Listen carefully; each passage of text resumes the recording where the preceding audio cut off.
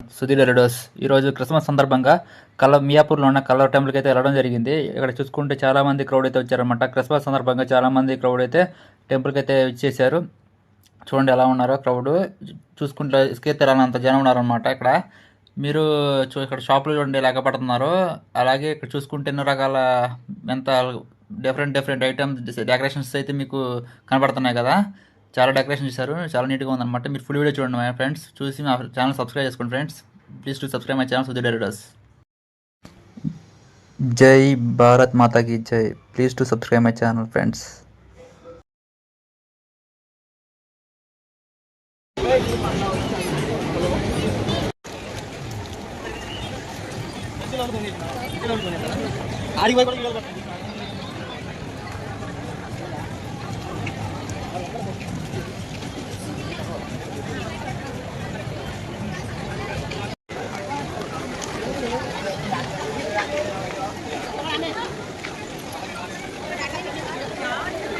ఇప్పుడు కనపడేదే మనకి కల్వర్ టెంపుల్కి లోపలికి వెళ్ళడానికి అయితే ఎంట్రన్స్ అనమాట ఫ్రెండ్స్.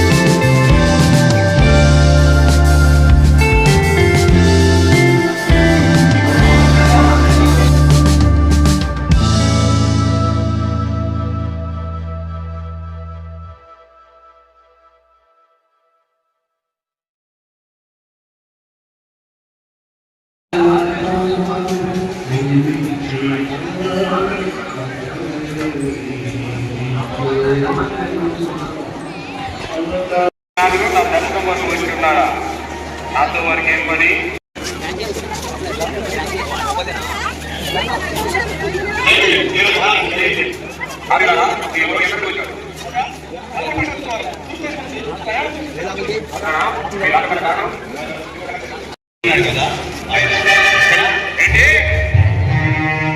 రాజు పుట్టి ఉన్నాడా?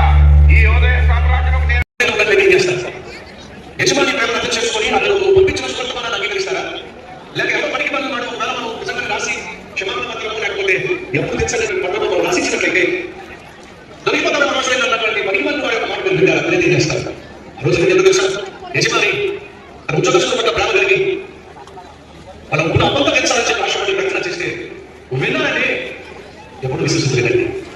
విశ్వసించలేదు కాబట్టి వచ్చి అప్పులు తీర్చగలిగినటువంటి యజమానికి వారి క్షమాపణ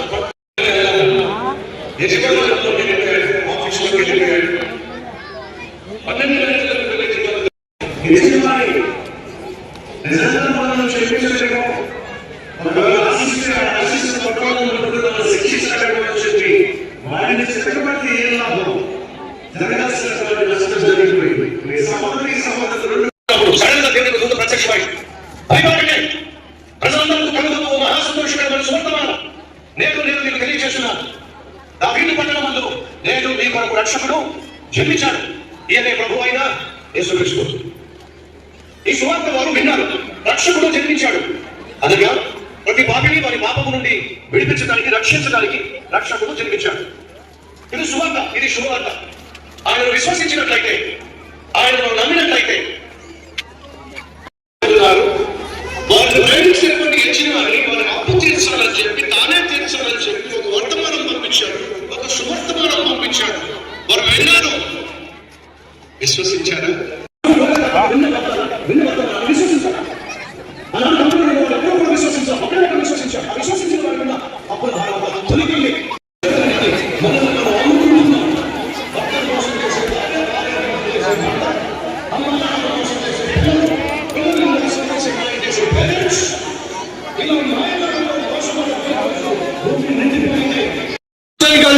అనే సువార్త నేను విన్నప్పుడు ఏం జరిగిందో తెలుసా అండి? అది విన్నప్పుడు అమ్మేమో ఏ ఒక్కరు మార్చలేరు నిన్ను అంటున్నప్పుడు చూసుకున్నా కదా ఫ్రెండ్స్, అలాగే క్రిస్మస్ సెలబ్రేషన్స్ అనేది చాలా బాగా జరిగింది. ఇసుకేస్తే రానంత జనం అయితే ఇక్కడ కనబడుతున్నారు అనమాట వీడియోలో.